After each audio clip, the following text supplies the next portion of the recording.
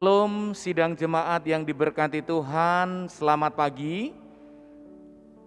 Berjumpa dalam ibadah minggu pada tanggal 4 Juli 2021. Untuk minggu pertama ini, Bapak Ibu yang dikasihi Tuhan, tema bulan ini yaitu memberitakan kabar baik. Tugas siapa? Ya. Nanti temukan jawabannya melalui ibadah pagi hari ini dan juga ibadah sepanjang bulan ini, karena tema ini untuk 1 bulan. Bapak Ibu yang dikasihi Tuhan, ibadah tanggal 4 Juli ini kita beribadah secara live streaming. Jadi tidak ada ibadah tatap muka. Ya, mengapa? Mengingat kondisi di kota kita berkenaan dengan penyebaran COVID-19 sangat signifikan dan juga dalam zona merah. Oleh karenanya maka gereja memutuskan untuk beribadah secara live streaming. Oleh karena itu maka dimohon untuk seluruh sidang jemaat ya bisa mengikuti ibadah dengan seksama, dengan sebaik mungkin, mempersiapkan diri dan mengikutinya sampai akhir. Mari kita awali ibadah kita dengan membaca kebenaran firman Allah yang diambil dari surat Roma pasal pertama ayat 16 dan ayat 17. Kita baca bersama-sama Bapak Ibu yang dikasihi Tuhan. Roma pasal yang pertama ayat 16 dan 17. 1, 2, 3. Sebab aku mempunyai keyakinan yang kokoh dalam Injil, karena Injil adalah kekuatan Allah yang menyelamatkan setiap orang yang percaya. Pertama-tama orang Yahudi, tetapi juga orang Yunani. Sebab di dalamnya nyata kebenaran Allah yang bertolak dari iman dan memimpin kepada iman. Seperti ada tertulis, orang benar akan hidup oleh iman. Diberkatilah yang sudah membaca, kiranya Roh Kudus bekerja dalam setiap hati kita dan memimpin ibadah dari awal hingga akhir. Mari kita berdoa terlebih dahulu.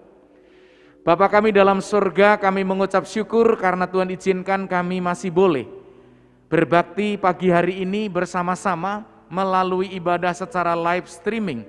Kami mendoakan dimanapun Bapak Ibu Saudara seluruh jemaat dan simpatisan yang mengikuti ibadah secara live streaming ini, biarlah mereka juga diberkati dan boleh mengikutinya dengan seksama, fokus, dan boleh mengalami Engkau di dalam kehidupannya. Kami menyerahkan untuk seluruh penata layanan yang melayani hari ini, kiranya Roh Kudus bekerja di dalam setiap pribadi. Kami menyerahkan ibadah kami dari awal, pertengahan hingga akhir ke dalam tangan-Mu Bapa. Di dalam nama Yesus kami berdoa. Haleluya. Amin. Selamat berbakti dan Tuhan Yesus memberkati.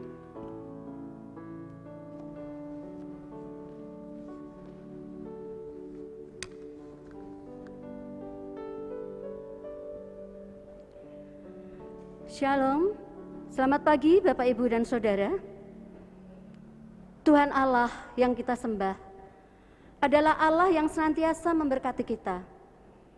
Dia adalah sumber segala karunia yang selalu diberikan kepada kita. Dia yang selalu menuntun hidup kita, menguatkan iman kita, dan memberi damai dalam hidup kita. Kita akan puji dan muliakan namanya, Allah Bapa, sumber kurnia.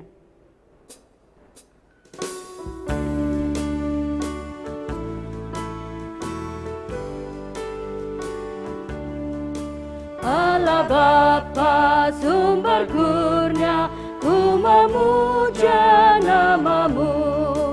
Sungai rahmat-Mu ya Bapa, memberi hidung dalamku. Ajar aku terus bermada, ya laksana malakmu. Karena kasih-Mu melimpah, bergembira hatiku. Hingga saat sekarang ini, pimpinan-Mu beserta. Oh semoga Kau sendiri antar aku ke surga. Dulu kala ku merana dalam dosa terjerat, darah-Mu yang berkuasa mencurahkan selamat. Kebajikan-Mu betapa meliputi hidupku, kasih karunia-Mu Bapa memberi damai di kalbu. Bila ku ingin menyimpang, luruskanlah jalanku.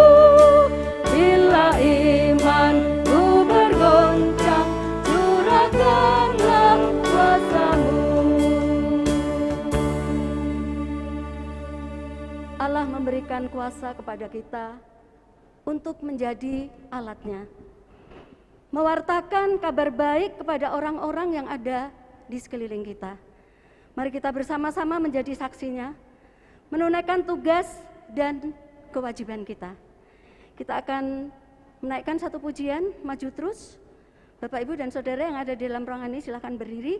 Dan kalau ada yang mengikuti live streaming dari rumah juga silahkan berdiri supaya kita boleh menyanyikan pujian ini dengan penuh semangat.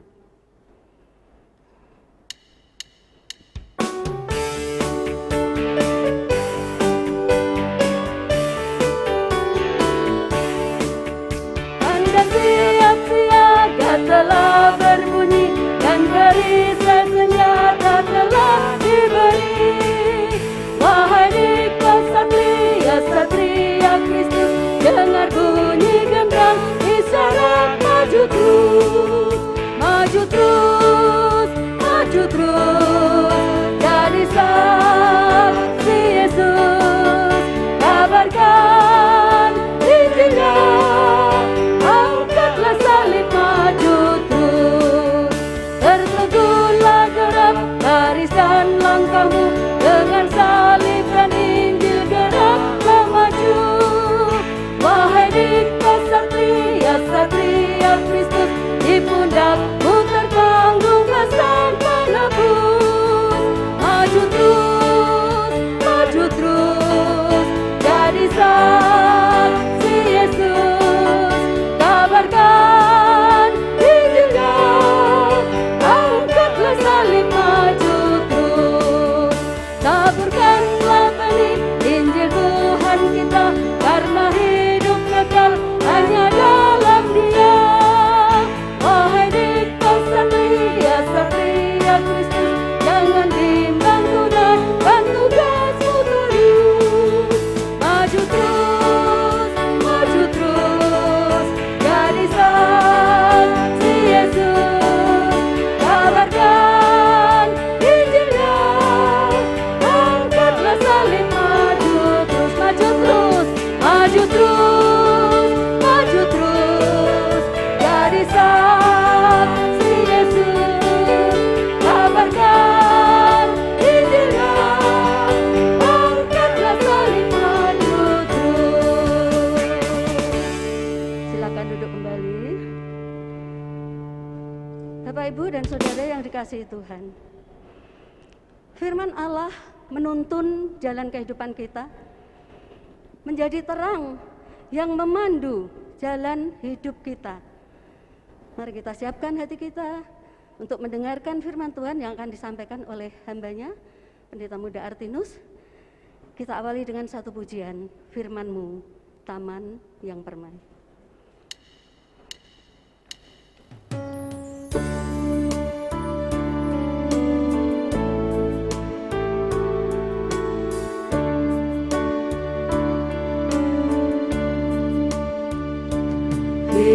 Firman-Mu Tuhan bagaikan kebun penuh kembang yang datang memetik, tentu bersuka dan senang.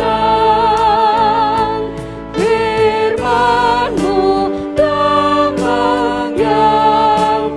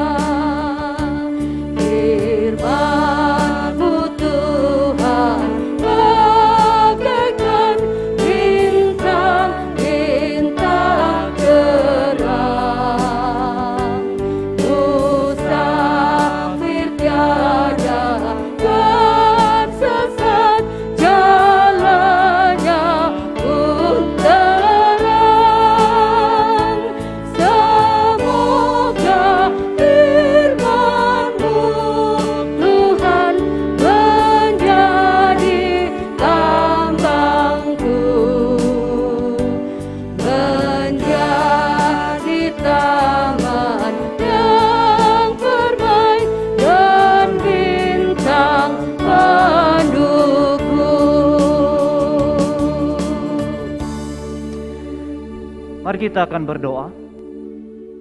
Sungguh benar Tuhan bahwa firman-Mu bagai tambang yang akan memberikan kehidupan bagi kami dan tidak akan pernah habis dalam hidup kami.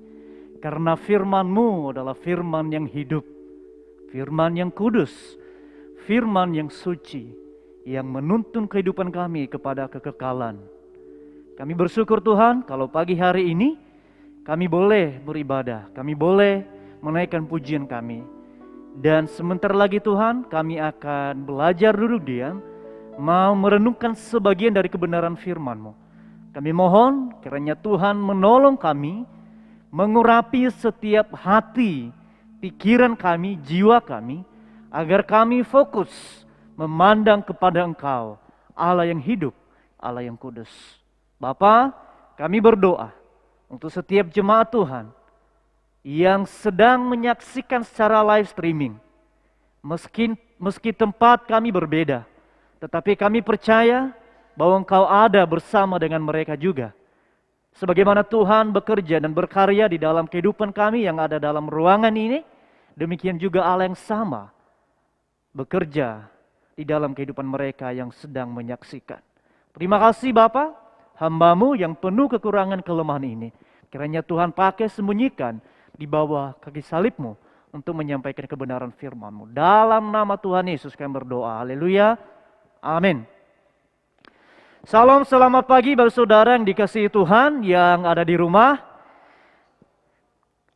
Kita bersyukur karena walaupun kita secara live streaming tapi kita tetap sehat. Semua oleh karena kemurahan Tuhan. Dan di atas mimbar ini sebagai hamba Tuhan saya menghimbau kepada saudara jemaat yang ikut ibadah secara live streaming. Mari kita dengan serius untuk mengikutinya. Tidak dengan main-main, tidak dengan sambil tidur-tiduran atau sambil makan. Tetapi kita sedang berhadapan dengan Tuhan yang besar, dengan Allah yang kudus. Ya, mari kita akan membuka Alkitab kita dari kitab Kisah Para Rasul, pasalnya yang pertama dan ayatnya yang ke-8. Kisah Para Rasul, pasalnya yang pertama dan ayatnya yang ke-8. Kita akan baca bersama-sama karena cuma satu ayat. Kisah Para Rasul pasal yang pertama, ayatnya yang ke-8, beginilah firman Tuhan, 1, 2, 3. Tetapi kamu akan menerima kuasa kalau Roh Kudus turun ke atas kamu, dan kamu akan menjadi saksiku di Yerusalem dan di seluruh Yudea dan Samaria dan sampai ke ujung bumi. Bapak Ibu Saudara yang dikasihi Tuhan, bulan ini kita membicarakan tentang pengabaran Injil. Kemudian timbul pertanyaan, itu tugas siapa? Ya kan? Sebenarnya kalau kita bertanya ini tugas siapa, kita sudah tahu bahwa tugas setiap orang. Nah, orang yang mana? Tentunya tidak semua orang di luar sana di dunia ini, tetapi setiap orang, setiap pribadi yang sudah mendapatkan anugerah kemurahan Tuhan, yang sudah mendapatkan pengampunan daripada Tuhan Yesus, yang sudah mendapatkan jaminan keselamatan di dalam Yesus, maka setiap kita memiliki tugas tanggung jawab yang sama adalah menjadi saksi daripada Kristus. Ya. Jadi kalau kita bertanya memberitakan Injil tugas siapa, jelas bukan tugas pendeta, maksudnya bukan hanya tugas pendeta, bukan hanya tugas para diakon, bukan hanya tugas para hamba-hamba Tuhan yang dibekali di seminari-seminari, tetapi setiap kita yang percaya kepada Tuhan Yesus, kita mendapatkan tugas tanggung jawab yang sama. Bapak Saudara yang dikasihi Tuhan, firman Tuhan ini berkata bahwa tetapi kamu akan menerima kuasa. Ya. Kalau Roh Kudus turun ke atas kamu, dan kamu akan menjadi saksiku di Yerusalem dan di seluruh Yudea dan Samaria dan sampai ke ujung bumi. Nah, Yesus menegaskan bahwa kita menjadi saksi. Tentunya menjadi saksi bahwa kita membawa berita baik kepada dunia ini. Ya. Saya percaya bahwa setiap kita merindukan yang namanya berita baik dalam hidup ini. Apalagi saat-saat ini kita sedang berada dalam situasi kondisi yang tidak ada kepastian. Semua orang mengalami ketakutan, semua orang mengalami kekhawatiran. Berharap ada suatu berita baik yang menjamin kepada kita bahwa kita boleh buka masker, kita tidak mengalami COVID-19. Kita mengharapkan semuanya itu. Bahkan kita sudah divaksin, tetapi itu belum menjadi jaminan yang pasti bagi kita bahwa kita tidak mengalami atau tidak menderita COVID. Malah justru kita sudah divaksin, kita dihimbau untuk terus apa? Menggunakan masker lagi, menjaga protokol kesehatan. Ya. Semua manusia mengalami ketakutan. Tetapi kalau kita melihat, saudara, bahwa ketakutan manusia yang sebenarnya, yang paling dalam adalah hanya satu, yaitu tentang dosa. Ya. Kemarin kita pergi ke pemakaman, satu mobil dengan Pak Pendeta, Pak Paulus, dan ada satu Pak Giri juga. Kita berkata begini, bahwa akhir kehidupan manusia itu ya kematian. Nah, hanya tinggal dua pilihan, tinggal dua jalan. Mau ke surga atau mau ke neraka. Nah, itu tinggal itu. Tidak ada kesempatan lagi untuk memperbaharuinya. Hanya selama hidup ini. Oleh karenanya kita harus meyakini bahwa selama kita hidup dalam dunia ini, kita sudah mendapatkan sebuah jaminan yang pasti. Bukan hanya mudah-mudahan, bukan nanti, tetapi sekarang selama kita hidup, kita harus memperoleh suatu jaminan kepastian.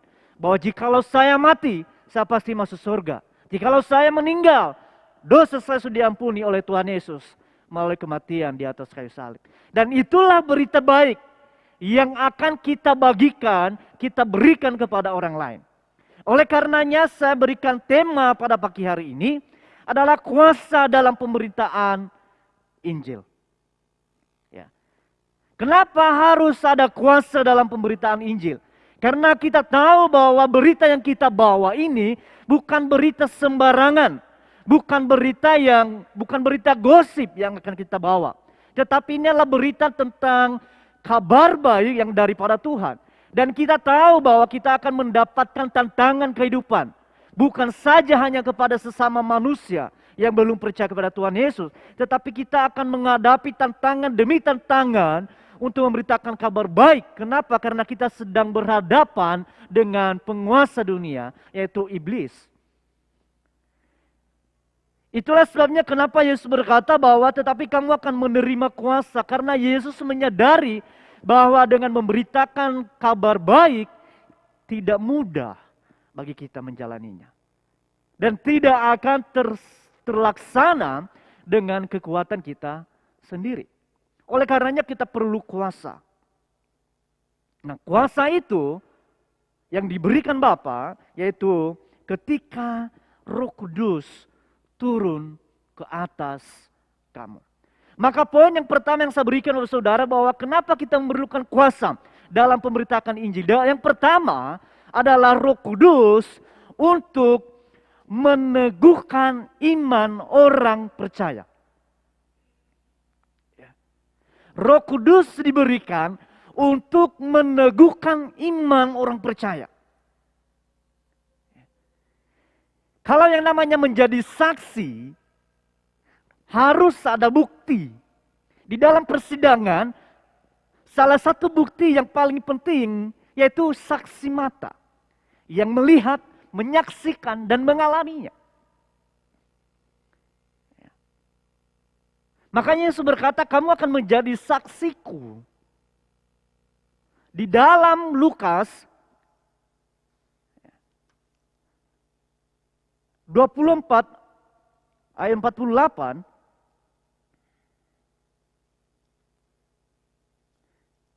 Yesus berkata kepada muridnya, kamu adalah saksi dari semuanya ini. Saksi dari yang mana?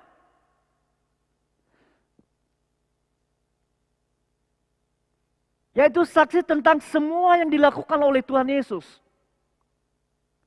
Nah, itulah sebabnya kenapa Roh Kudus ini akan menjadi sebuah peneguhan iman kita. Bahwa ketika kita memberitakan kabar baik kepada orang lain, kita harus dulu diteguhkan iman kita untuk kepercayaan kita. Supaya apa?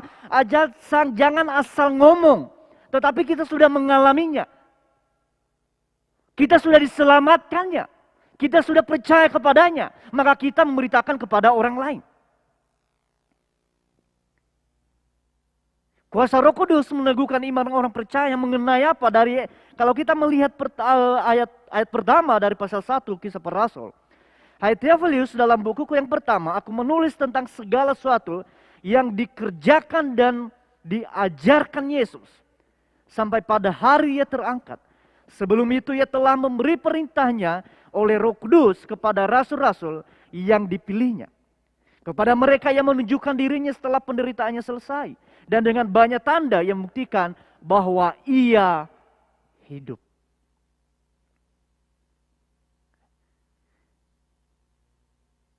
Ketika kita memberitakan kabar baik, ketika kita memberitakan Injil, saudara, ini berbicara tentang Allah yang hidup.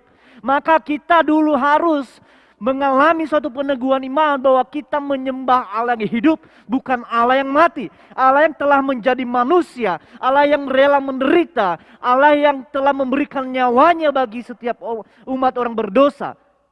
Dan dia Allah yang telah bangkit dan naik ke surga. Membuktikan bahwa Allah yang kita beritakan adalah Allah yang hidup, bukan Allah yang mati. Buat apa kita memberitakan Allah yang mati kepada orang?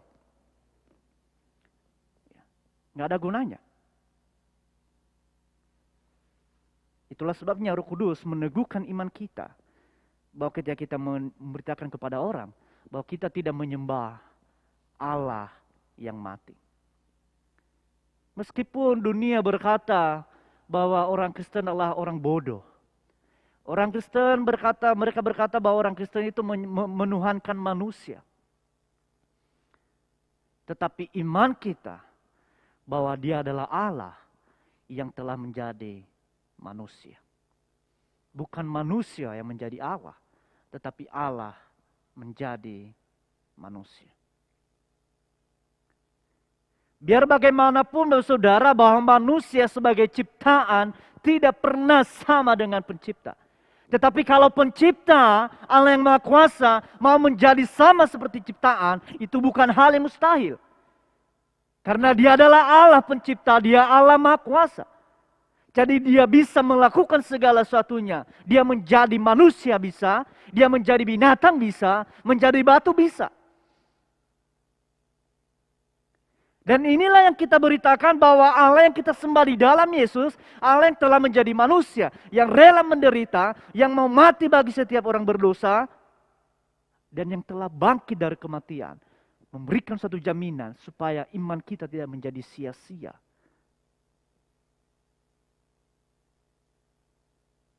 Itulah pentingnya kenapa perlu kuasa. Kita harus diteguhkan imannya dulu.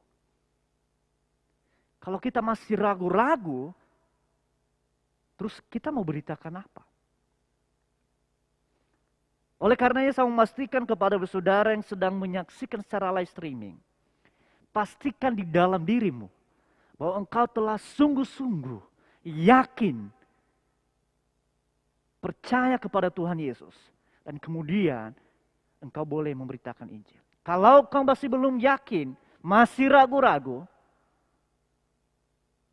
saat ini, undang Yesus dalam hatimu.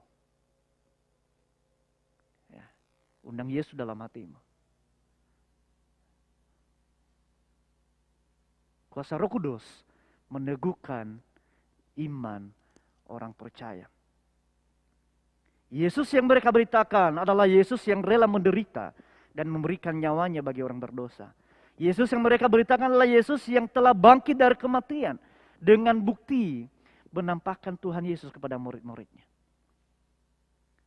Dan itu menjadi peneguhan iman ketika mereka menyembah Allah yang hidup. Sehingga iman kepercayaan kita tidak menjadi sia-sia. Dan Yesus yang mereka beritakan adalah Yesus yang telah naik dan akan datang kembali menjemput kita. Oleh karenanya, Yesus berkata kepada para muridnya, tetapi kamu akan menerima kuasa kalau Roh Kudus turun ke atas kamu. Nah, kalau kita melihat keadaan para murid, ya, walaupun sudah sekian bersama-sama dengan Tuhan Yesus, tetapi ketika Roh Kudus masuk dalam hidup mereka, mereka mengalami suatu perubahan yang luar biasa. Ya.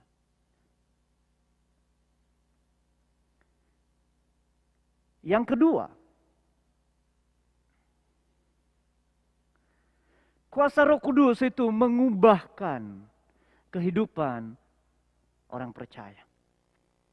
Nah, ini yang menarik Bapak Saudara, ketika Yesus berkata, tetapi kamu akan menerima kuasa. Kalau Bapak Saudara perhatikan, di dalam Matius pasal 28, ayat 18, ada juga dikatakan di sana tentang kuasa. Dan di dalam Kisah Para Rasul, ayat pasal 1 ayat 8 ini dikatakan juga tentang kuasa. Tetapi ada hal yang berbeda. Ya, ada hal yang berbeda Bapak Saudara. Di dalam Matius pasal yang ke-28, di sana dikatakan kuasa, segala kuasa diberikan kepada aku, itu kepada Yesus. Dan itu berbicara tentang penguasa, penggerak, pengontrol, pemegang kendali, atau sebuah authority di dalam Yesus. Sedangkan di dalam Kisah Para Rasul, mengenai kuasa, atau dalam bahasa ini itu dunamis, ada sesuatu yang masuk ke dalam tubuh, yang akan merubah kehidupan orang percaya. Ya. Sama seperti begini saudara. Ketika WTC dibom. Ya kan? Ketika WTC dibom. Ketika udah masuk, kemudian itu gedung itu kan runtuh. Runtuh. Nah, demikian juga hal yang dinamis. Ada perubahan ketika kuasa itu masuk ke dalam, itu akan meruntuhkan. Mengubahkan. Ya. Itu yang terjadi. Nah, itu yang Yesus katakan bahwa tetapi kamu akan menerima kuasa. Ada kuasa yang masuk dalam tubuhmu yang akan mengubahkan kehidupanmu. Nah, kenapa ini penting kuasa Roh Kudus? Kalau kita lihat ayat sebelumnya, ayat 6, maka bertanyalah mereka yang berkumpul di situ, Tuhan, maukah engkau pada masa ini memulihkan kerajaan bagi Israel? Jawabnya, engkau tidak perlu mengetahui masa dan waktu yang ditetapkan Bapa sendiri menurut kuasanya. Kita tahu mereka telah bersama-sama dengan Tuhan Yesus, tetapi pikiran duniawi, pikiran tentang kekuasaan masih melekat dalam hidup mereka. Dan ketika mereka melihat Yesus, hanya satu harapan mereka bahwa dengan kebangkitan Yesus, maka dia akan memulihkan kerajaan bangsa Israel. Nah, ketika Yesus memulihkan, dia menjadi raja, maka kita yang ikut bersama-sama dengan dia yang 3 tahun ini, pasti dapat posisi yang strategis dong. Berarti ikut memerintah, ikut berkuasa. Ketika Yesus memulihkan kerajaan Israel. Kalau dia menjadi raja, maka yang 11 murid ini pasti mendapatkan posisi strategis. Yang berkuasa, memerintah, berkuasa mengambil keputusan. Itu dalam pikiran mereka. Berapa banyak di antara kita, anak-anak Tuhan, yang selalu dalam pikiran kita, yang selalu tujuan hidup kita, adalah kemewahan dunia, jabatan dunia. Itu terus yang kita kejar. Itu terus yang kita kejar. Dan inilah yang dialami oleh para murid. Sudah 3 tahun bersama-sama dengan Tuhan Yesus. Dalam pikiran mereka adalah tentang kuasa, jabatan, posisi yang strategis. Agar bisa memerintah.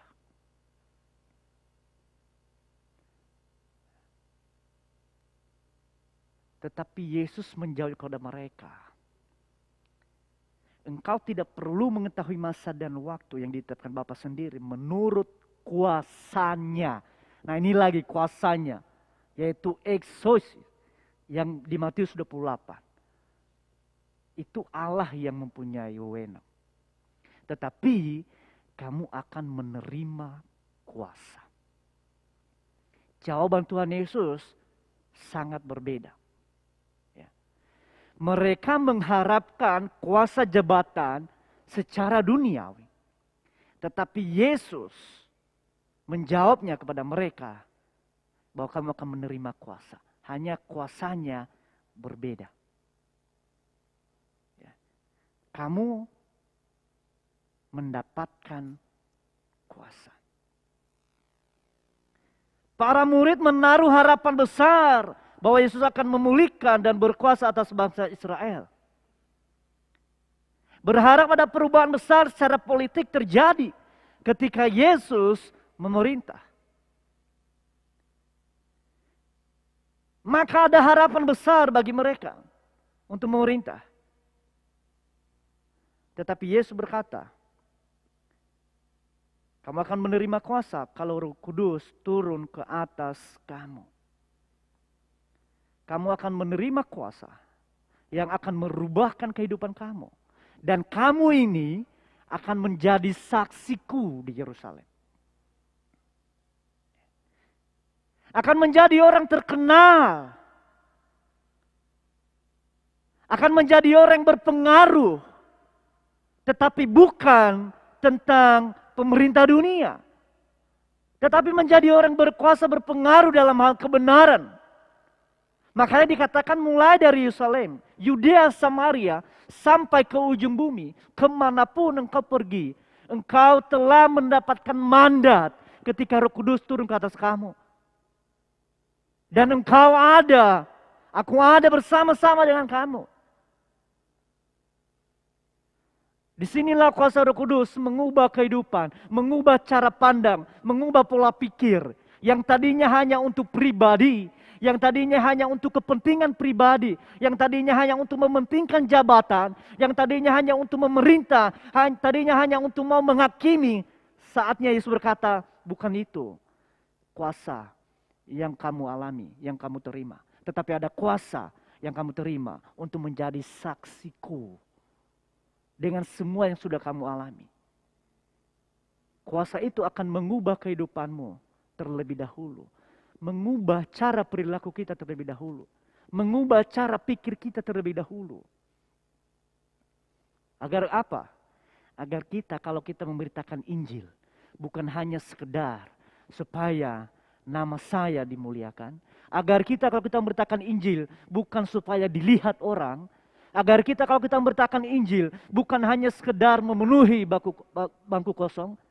Tetapi kita memberitakan Injil demi kemuliaan namanya. Bukan tentang aku. Bukan tentang jabatanku. Tetapi aku menjadi saksi, diberikan kuasa untuk Dia. Itulah pentingnya Roh Kudus yang akan mengubahkan kehidupan orang percaya. Roh Kudus untuk meneguhkan iman. Kemudian kedua, mengubah kehidupan. Dan yang terakhir, Roh Kudus memberi keberanian bagi orang percaya. Ya. Roh Kudus memberi keberanian bagi orang percaya. Mari kita melihat di dalam pasal yang kedua. Dikatakan kan di situ, ketika tiba hari Pentakosta semua orang percaya berkumpul di situ. Di satu tempat. Tiba-tiba turunlah dari langit. Ayat 14. Maka bangkitlah Petrus berdiri dengan ke-11 rasul itu. Dan dengan suara nyaring ia berkata kepada mereka, hai kamu orang Yahudi dan kamu semua yang tinggal di Yerusalem, ketahuilah dan camkanlah perkataan ini. Orang-orang ini tidak mabuk seperti yang kamu sangka, karena hari baru pukul 9. Ya, di ayat 36. Jadi seluruh kaum Israel harus tahu dengan pasti bahwa Allah telah membuat Yesus yang kamu salibkan itu dengan tegas. Petrus berkata begitu, menjadi Tuhan dan Kristus. Bagaimana perubahan terjadi dalam kehidupan para murid? Bagaimana yang tadinya mengalami ketakutan ketika Tuhan Yesus ditangkap, jangankan mengakui bahwa dia adalah Tuhan, mengakui sebagai teman, sebagai pengikut aja, tidak berani. Ketika Tuhan Yesus ditangkap, mereka semua ketakutan, mereka semua sembunyi. Jangankan untuk menuduh orang Yahudi yang menyalibkan Tuhan Yesus, untuk mau bertemu saja, mereka semua takut. Tetapi ketika Roh Kudus masuk dalam kehidupan mereka, dengan lantang mereka berbicara, dengan lantang mereka berdiri depan umum dan berkata bahwa Allah telah membuat Yesus yang kamu salibkan itu. Ada keberanian dalam hidup mereka. Karena ada Roh Kudus yang meneguhkan iman, ada Roh Kudus yang mengubah pola pikir mereka, dan kemudian ada Roh Kudus yang memberikan keberanian bagi mereka untuk mereka menjadi saksi bagi Kristus. Dengan lantang mereka berbicara bahwa Yesus yang kamu salibkan itu menjadi Tuhan dan Kristus yang menyelamatkan kehidupan. Dan hasil dari kesaksian itu, ayat 37, ketika mereka mendengar hal itu, hati mereka sangat terharu. Lalu mereka bertanya kepada Petrus dan rasul-rasul yang lain, apakah yang harus kami perbuat, saudara-saudara? 38 di pasal 2. Jawab Petrus kepada mereka, bertobatlah dan hendaklah kamu masing-masing memberi dirimu dibaptis dalam nama Yesus Kristus untuk pengampunan dosamu, maka kamu akan menerima karunia Roh Kudus. Ada perubahan yang signifikan terjadi dan ada keberanian yang luar biasa. Tadinya takut bertemu dengan orang, tadinya takut untuk mengakui sebagai pengikut Yesus. Sekarang dengan lantang berdiri depan umum dan berkata, bertobatlah. Beri dirimu dibaptis dalam Yesus Kristus yang kamu salibkan itu loh. Yang kamu bunuh itu. Yang kamu matikan itu. Bertobat.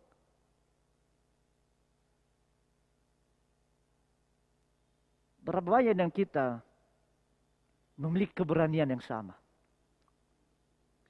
Di lingkungan yang baru saya berada, ketika bertemu dengan orang, saya katakan saya pengikut Kristus.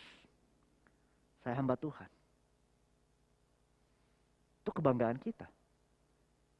Kenapa kita harus malu kalau kita berkata kita pengikut Kristus? Justru kita bangga. Meskipun bagi mereka suatu kebodohan, tetapi bagi kita adalah suatu kebanggaan. Karena ada jaminan, kepastian, keselamatan. Ada keberanian yang diberikan melalui kuasa Roh Kudus.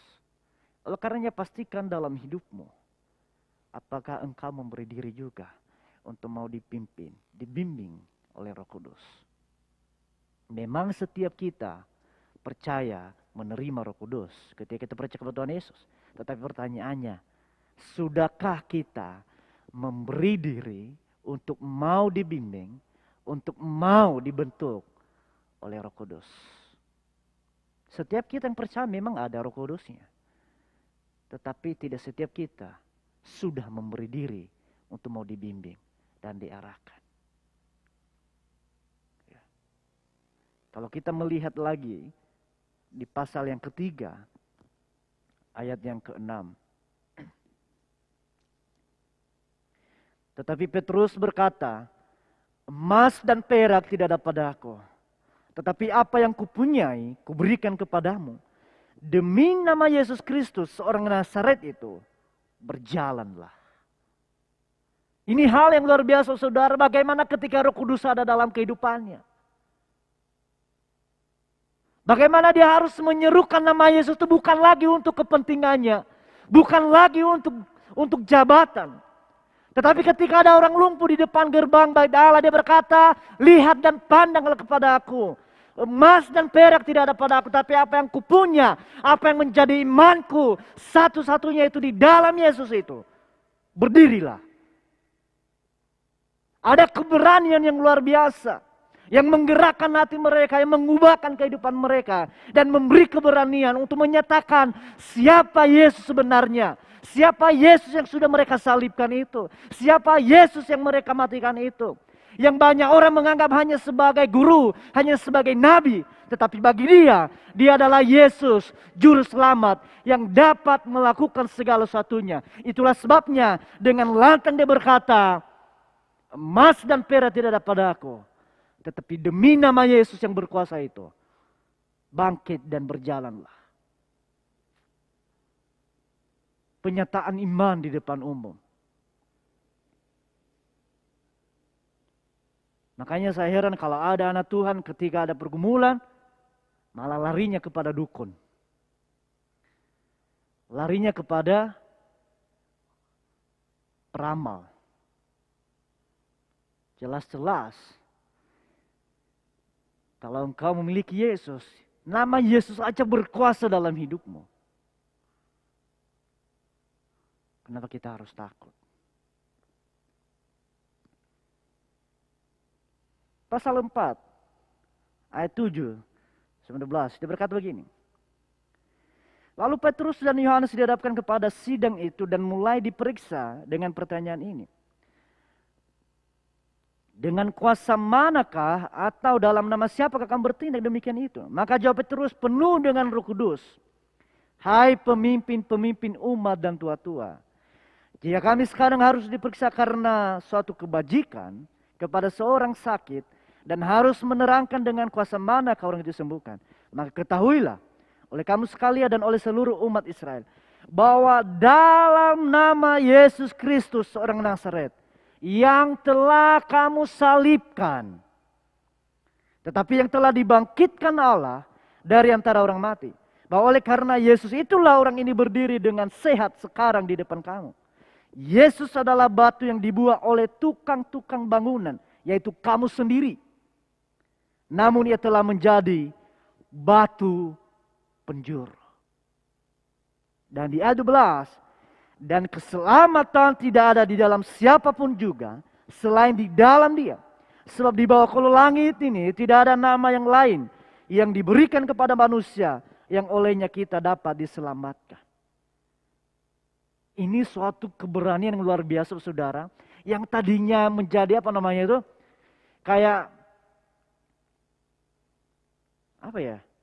badan besar gitu ya, badan besar tetapi nyalinya kecil. Gitu kan? Karena kita tahu kalau Petrus ini kan mereka biasa berlayar. Sudah biasa menghadapi yang namanya gelombang, badai. Tetapi ketika mereka berhadapan dengan orang-orang yang menangkap Yesus, nyali mereka ciut. Tetapi ketika ada Roh Kudus dalam hidup mereka, dengan latang mereka berkata kepada para tua-tua, para imam-imam, bahwa dalam nama Yesus yang kamu salibkan itu. Sebenarnya bukan menuduh mereka, tetapi untuk menyadarkan mereka akan kesalahan mereka. Ini loh, pribadi yang kamu salibkan itu, itulah yang menyelamatkan orang yang berdosa. Pribadi yang kamu anggap berdosa menghina Allah itu, itulah yang akan membuat keajaiban demi keajaiban. Ini loh pribadi yang kamu kucilkan itu, yang kamu remehin itu, itulah yang membuat orang ini bisa berdiri.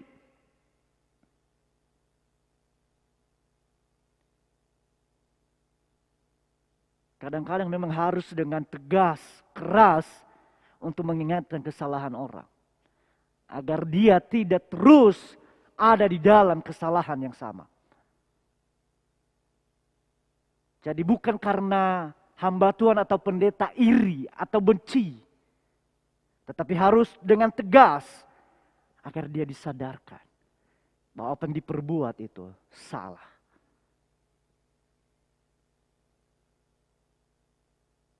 Apa yang dia anggap benar dengan kebenaran sendiri itu salah. Harus dengan kebenaran Allah. Makanya Petrus dengan tegas, dalam nama Yesus yang kamu salibkan itu.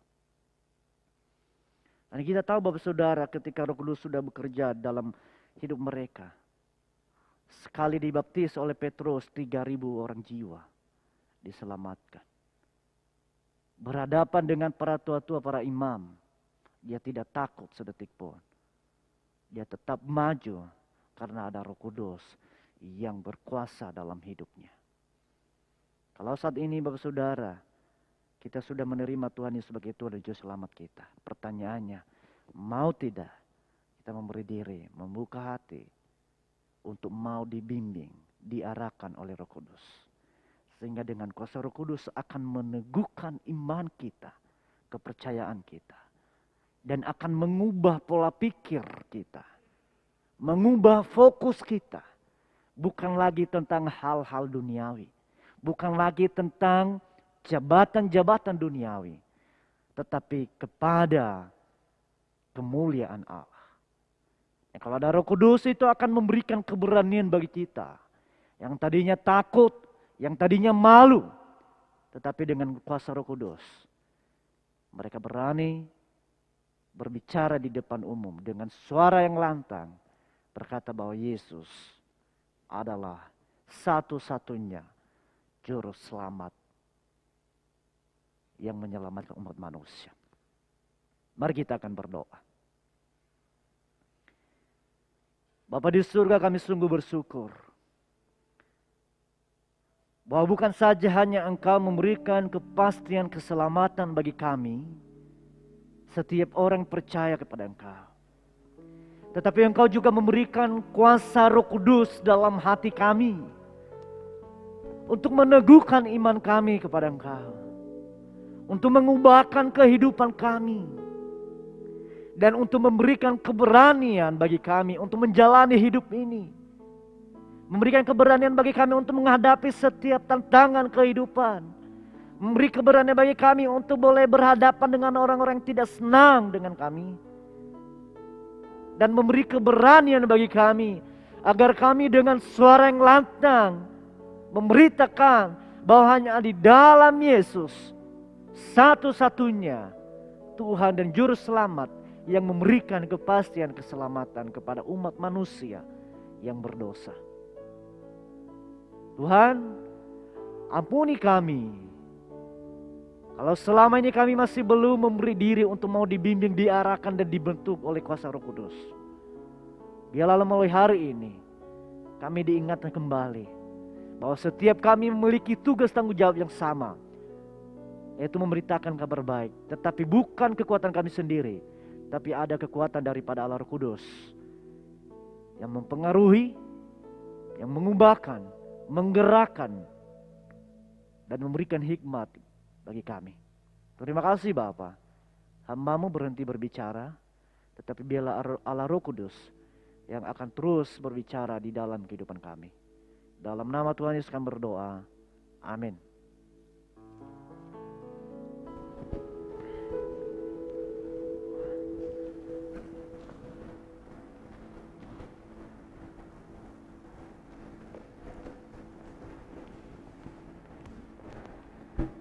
Jemaat yang diberkati Tuhan, kita akan menyaksikan warta gereja kita. Mari kita bersama-sama untuk melihat di layar kita. Dipersilahkan.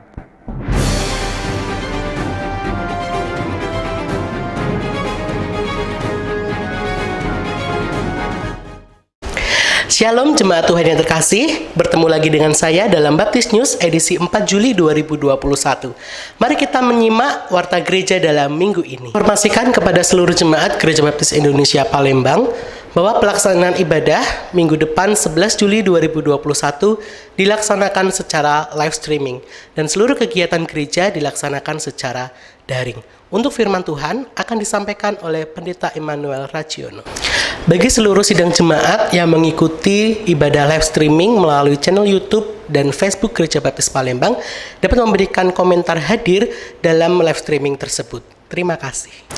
Untuk kalian para remaja, silahkan hadir dalam persekutuan PRBI yang dilaksanakan pada hari Sabtu 10 Juli 2021 jam 6 sore dengan tema God Perspective. Nanti akan melalui Zoom dan ID Zoom, passcode akan dikirim melalui grup WA. Terima kasih. Hai kaum muda, kalian bingung malam minggu mau kemana? Ikut aja persekutuan PKMB hari Sabtu 10 Juli 2021 jam setengah 7 malam melalui Zoom. ID Zoom, passcode akan dikirim melalui grup WA dengan tema Tugas dari Pencipta. Saya tunggu ya. Sidang jemaat dan simpatisan gereja dapat memberikan persembahan dan persepuluhan melalui persembahan satu keluarga dapat dikumpulkan ke dalam satu amplop dan dapat diserahkan kepada bendahara gereja atau panitia keuangan. Kantor tata usaha buka setiap hari Selasa sampai dengan Sabtu jam 8 sampai dengan jam 4 sore. Persembahan dan persepuluhan dapat ditransfer ke rekening gereja Bank BCA atas nama Pendeta Emmanuel Rajono atau Lorencia Agnes. Transaksi pemberian persembahan dan persepuluhan melalui kode barcode QRIS dari Bank BCA dapat melalui aplikasi yang tersedia. Terima kasih.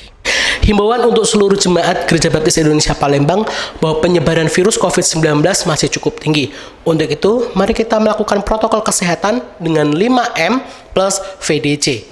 Mencuci tangan, menggunakan masker, menjaga jarak, menjauhi kerumunan, mengurangi mobilitas, ventilasi, durasi, dan jarak. Tuhan Yesus memberkati.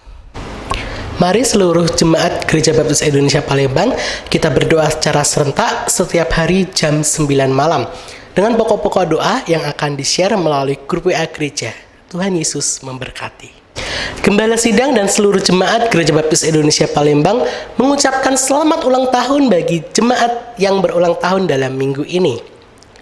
7 Juli 2021, Ibu Yuli Rosnita Simanjuntak.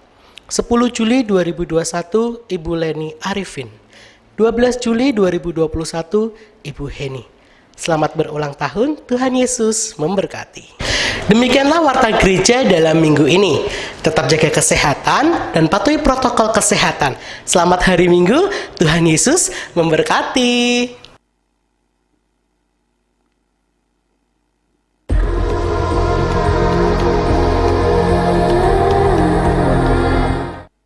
Baik, Bapak Ibu yang dikasihi Tuhan, ada beberapa tambahan pengumuman ya. Yang pertama, keluarga besar Gereja Baptis Indonesia Palembang turut berbelasungkawa atas dipanggilnya Ibu Chia Sukhin, orang tua daripada Ibu Ajau dan Ibu Paulina Suharli. Meninggal pada hari Sabtu kemarin dan tanggal 3 Juli 2021 pukul 5. Dan sudah dimakamkan. Bapak Ibu yang dikasihi Tuhan, kiranya keluarga yang ditinggalkan kita terus doakan supaya Tuhan memberikan kekuatan, memberikan penghiburan, dan memberikan kesehatan. Tuhan Yesus memberkati keluarga tersebut. Bapak Ibu yang dikasihi Tuhan, oleh karena kemurahan Tuhan, maka diberitahukan kepada seluruh sidang jemaat bahwa mulai tanggal 1 Juli kemarin, ya, Bapak Pendeta Muda Artinus dengan istri telah pindah ke alamat baru, ya, yaitu di Jalan Profesor Dr. Supomo nomor 587, belakang Metodis 1 Palembang. Nah, beliau harus pindah ke sana karena apa? Karena demi kesehatan istri yang sedang mengandung dan juga suasana supaya bisa lebih tenang, karena di dalam pastori gereja itu tentunya banyak hal-hal yang tidak menunjang untuk keluarga tersebut karena sering ada latihan dan juga ada anak-anak sekolah yang kurang membuat tenang. Oleh karenanya maka diputuskan untuk mencari tempat yang baru, dan di tempat tersebut beliau bersama istri mulai tanggal 1 kemarin menempati tempat yang baru. Kita doakan supaya Pak Pendeta Muda Artinus dengan istri diberkati dan diberikan kesehatan, anak dalam kandungan ibu supaya juga tetap sehat. Bapak Ibu yang dikasihi Tuhan, demikianlah tambahan warta yang boleh saya sampaikan kepada Bapak Ibu sekalian. Mari kita akhiri ibadah kita pada kesempatan pagi ini di dalam doa syafaat. Kita tunduk kepala dan kita berdoa. Bapa kami dalam surga, kami mengucap syukur karena Tuhan boleh memimpin ibadah secara live streaming pagi ini. Kami juga berdoa, Bapa, Tuhan akan memberikan kekuatan, kemampuan, kesehatan bagi seluruh sidang jemaat-Mu. Bagi yang sakit, Tuhan memberikan kesembuhan. Bagi yang terpapar virus ataupun COVID-19 yang sedang isoma, mereka juga boleh diberikan kekuatan, hati yang sukacita, dan terus berharap kepada pertolongan Tuhan. Dan kami sangat percaya bahwa mereka akan mengalami mujizat kesembuhan. Tolonglah Tuhan anak-anak-Mu yang sedang berada di rumah, yang sekarang sedang isoma. Begitu juga kami berdoa untuk Pak Ahen yang masih dirawat di Rumah Sakit Caritas. Kiranya Tuhan juga akan menolong sehingga anak-Mu ini boleh segera sembuh dan kembali pulang ke rumah dan beraktivitas seperti sedia kala. Izinkan pada kesempatan pagi ini kami berdoa untuk bangsa negara kami, pemerintahan Bapak Jokowi dan Pak Ma'ruf Amin di dalam menjalankan roda pemerintahannya di Indonesia ini. Kami doakan kesehatan beliau berdua. Kami doakan keluarga beliau, kami doakan juga di dalam mengatasi dan menangani pergumulan seluruh bangsa Indonesia, bahkan dari Sabang sampai Merauke. Untuk sebuah virus yang menakutkan seluruh umat manusia, yaitu COVID-19. Kami doakan supaya melalui pencegahan dengan cara vaksin, supaya segera terus terrealisasi. Dan seluruh masyarakat Indonesia bersedia divaksin dan juga bersedia dengan sadar untuk mengikuti protokol kesehatan yang ditetapkan pemerintah.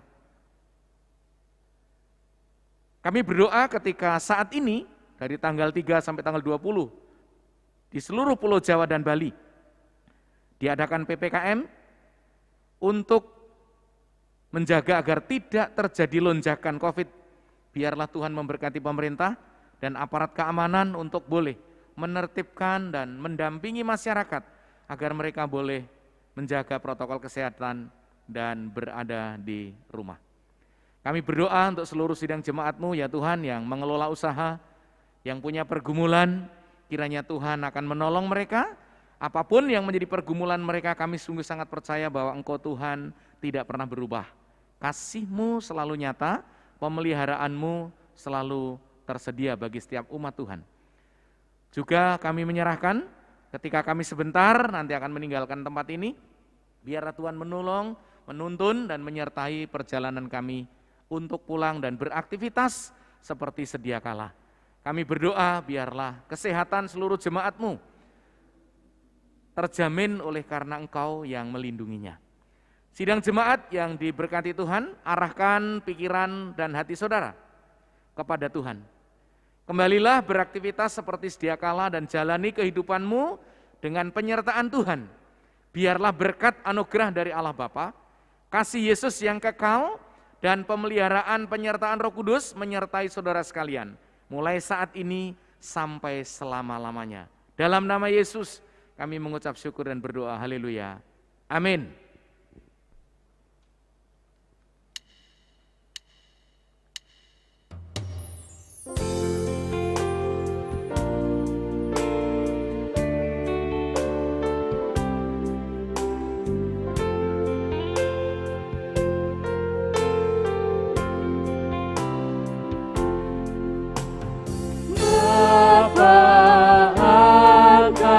Angkatlah kami